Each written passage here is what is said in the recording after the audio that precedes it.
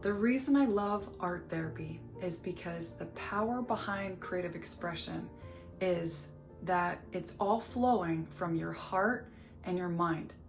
There's a Bible verse that says this, Proverbs 4:23, above all else, guard your heart because everything you do flows from it. It's the heart and mind where we store memories, our deepest desires, those real raw feelings and emotions, our faith, our anger, our bitterness, our love. The fact that we can access those deepest parts of our hearts and minds that sometimes words cannot touch is incredible. It's sacred, it's beautiful, it's powerful. But what's even more transformational is when we include two things into this process. Number one is when we create space to invite God into the process. When we're in prayer, inviting Him into the unknown. This is something that I discovered through addiction recovery. Just looking up and receiving from God those ideas, that creativity, that hope and inspiration. And the second one is not one you want to go looking for, but when it's there, it unlocks a whole new level of authenticity to your work. And that's a trial, a hardship, circumstances that cause you to be desperate. That point where your heart is crying out, when your mind feels like it's about to explode, when you just have no idea what to do. But I'm learning the gift that is that your heart is open, your heart is humble, your heart is actually very courageous because you're at that point where you say, anything is better than that. Anything is better than experiencing that. I want to move forward from this. So it's actually a very strong place, even though you might feel very weak in it. And that's the space that I have been creating from. I'm going to share that process with you today.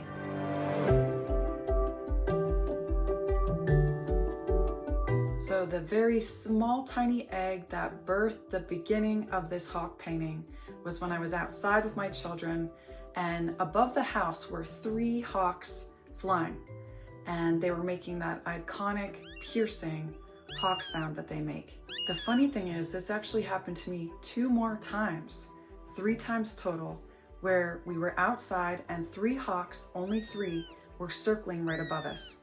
So this got my attention, and this prompted me to really reflect on what the hawk meant to me. I think of God's protective and guiding nature, that He watches over us, that He uses the Holy Spirit, the third part of the Holy Trinity, to guide us, to help us, to protect us. This experience made me very curious. It made me want to observe hawks more intently. And you see hawks usually not flying by themselves. They're usually flying around other hawks. In my research, I discovered that hawks will often seek other hawks so they can stay within those rising warm air thermals, so they can rise in altitude without having to flap their wings as hard when they're traveling long distances or when they're searching for prey. So it conserves energy. Reading this made me think of the power of community, how recently in the trial that I'm in, I have been reaching for the people that support me, reaching for counsel and wisdom, reaching for hugs and kindness and encouragement. So stinking thankful for those people that have been lifting me up when I've been feeling so weak, who see the best in me and I see the best in them, and we only want the best for each other. So after a bit of observation, a bit of reflection, even a bit of research, I like to start exploring it in my sketchbook. So what I do in my sketchbook is very loose, very expressive. It's almost like noting something real quick in a journal, but instead using images. I'll just note the colors. I'll just put a little note in about a design. I'll put a little note in or two about the elements that I think should be in this painting. I'm exploring very playfully and very loosely, but not on my own. I am asking God, God, come in this. God, be in this.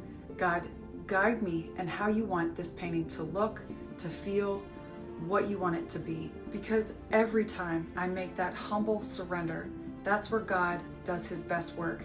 Not when I'm super strong, not when I have it all together, but it's when I depend on him and his strength and his love in that hands open, desperate, God, I need you space.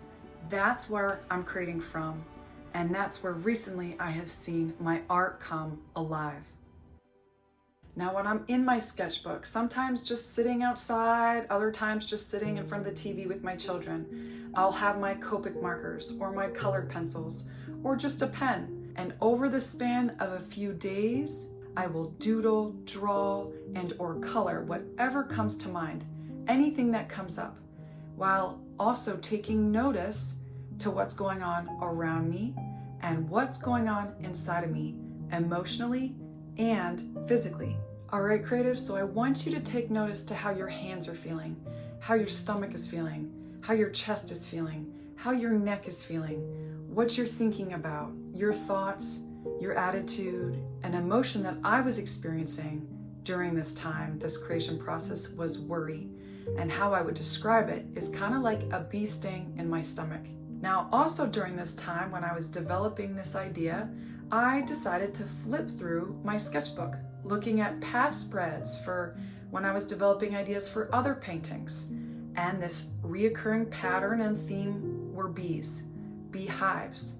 And so I considered it for this painting. And what do you know? The very next day, my husband comes home. He got stung by 3 bees. I know, ouch, right?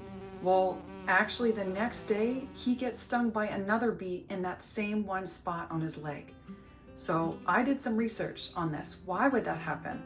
And actually, hornets, when they're injured or they die, they release pheromones, which actually is a signal to other bees in that hive to be aggressive, that there's a threat, and to attack. And so I think there was still pheromones left on his leg.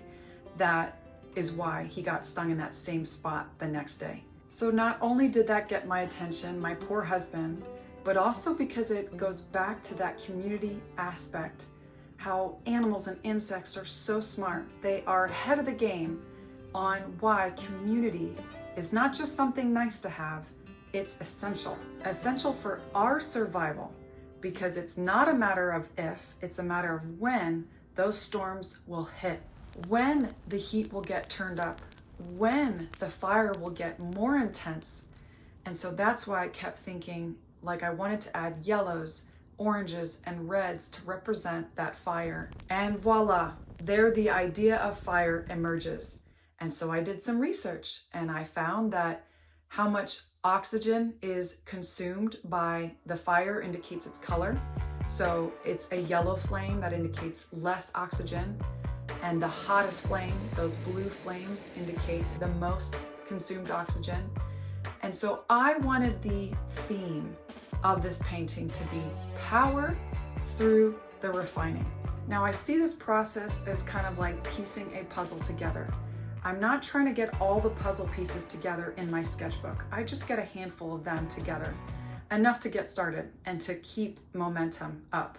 And so I have hawks, I have bees, I have an idea of color with the fire, yellows and oranges.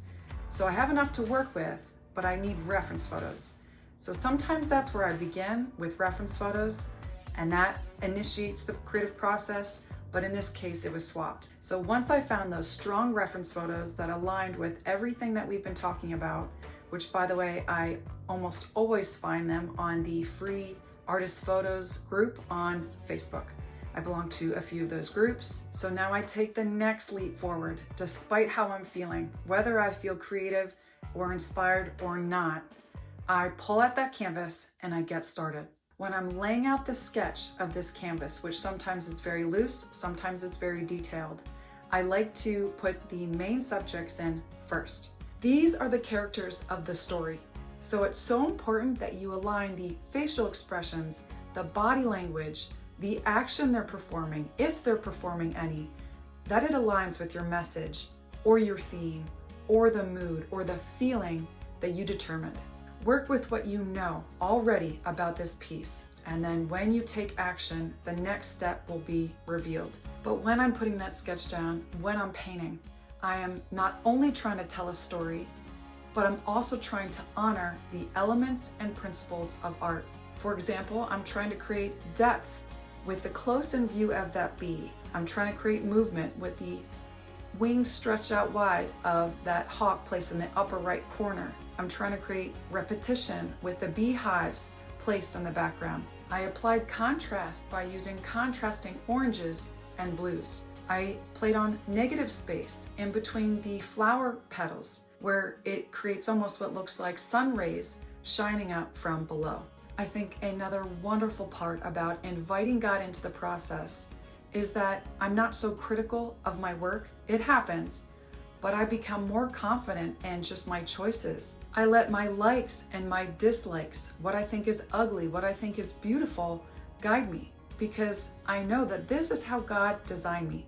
This is all for a reason. Through the process, He is in the details. He is in those problems that come up that you have to solve. Now, let me give you 3 different examples of these problems that came up, even though there were countless more, and how I was able to overcome them. So once I got painting the hawks and that bee, I felt another nudge that I needed to incorporate the wildcat. This is something that's a part of my artist style. I don't add it to every painting, but most. So I decided to add a Bengal tiger in the upper left-hand corner, just the face. But then I thought it took away from the hawk below it, just competing 2 different pairs of eyes. So in that moment, I thought, what if I just cover up one of the sides? These are those little details that I bring to God. What am I going to use to cover up that other side of the tiger's face? So I did some reflection on what wildcats mean to me, why I even add them to my artwork. And it always goes back to my recovery story, how I use God's word to transform me from the inside out. Not trying to force behavioral change, not trying to use and depend on my own willpower, but by immersing myself in God's word, prayer, and allowing the Holy Spirit to guide me. The byproduct of that was fruit. The fruit of changed desires. The fruit of actually seeing myself as beautiful and a valued child of God and chosen by Him for a unique purpose. The fruit of that was viewing the world through an entirely different lens and accepting what God says and rejecting the lies. God will use people, places, things, and events to speak to you. He will do it if you ask. Just ask, lean into Him, and He will draw close to you. So fruit, that's where fruit kept coming up, and I just assumed oranges would go there. Bengal tigers are orange. I also had orange in the painting, so I painted that. But I didn't like it. It just didn't quite fit. The perspective, the colors, the shapes. So I go back to my sketchbook and I start exploring. Apples kept coming up, likely because we're headed into fall, and other things came up. Of all things, rope, braids, a cord of 3. And then from there, the Holy Spirit brings something to my mind. It was a verse that I had read ages ago, Ecclesiastes 4:12. Although one may be overpowered, 2 can defend themselves, but a cord of 3 is not easily broken. The Holy Spirit is emphasizing to me personally the power of community, the power of the Holy Spirit, and the power of God's Word. 3 divine, powerful things that we can draw strength from and hope from in the fire, in the hardship.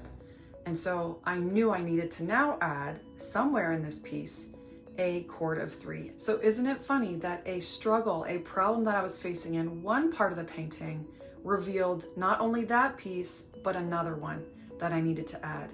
Don't listen to those lies that say, I'm wasting my time, this is not working out, because it actually all works together for good. Just be patient. What I did was I decided to attempt to test it out, adding a cord on the petals by the bee of the echinacea flower, and it didn't work out, didn't like it. Okay, so I try again. I try again now on the side of that hawk. Didn't like that. It looked like a pretzel. I don't want to confuse my audience. That 3rd time I got it right, and I made this beautiful rope braid. And the next tricky part was that some kind of foundation that hawk was standing on with its one foot. I thought it was going to be gray and brown, a rock solid foundation. I was going to blend that in with some of the pinks, but gray blended in with pink just wasn't working. Then I thought, why not have it be that red fire, the red flames that then lead into the orange and yellow flames? I didn't like that. But then I thought, does this have to be realistic? Could this be an abstract form? And yes, it turned into something that leaves a lot of room for interpretation. The viewers can make up what they feel it should be. This is the beautiful part of that semi-realism. You have parts that are very highly detailed and realistic, and other parts that are more abstract and really gets your viewer's mind thinking and filling in those gaps. And another problem, there was this empty space that was really annoying for me between the two hawks on the right side of the painting. I just didn't like it. I couldn't live with it.